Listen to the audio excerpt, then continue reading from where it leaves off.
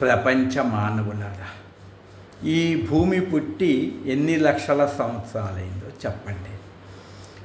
మీ భూమి మీద పుట్టిన జీవరాశులన్నీ ఎన్ని పుట్టి ఎన్ని చనిపోయాయో చెప్పండి.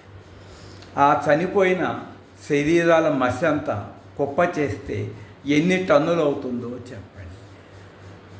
ఆ మసిలో ఎవరు కులము, ఎవరు మతము, ఎవరు స్త్రీ, ఎవరు పురుషుడు, ఎవరు రాజు, ఎవరు బంటోతు, ఎవరు సీఎము, ఎవరు బిల్ కలెక్టరు, ఎవరు కలెక్టరు, ఎవరు ప్రైమ్ మినిస్టరు చెప్పండి.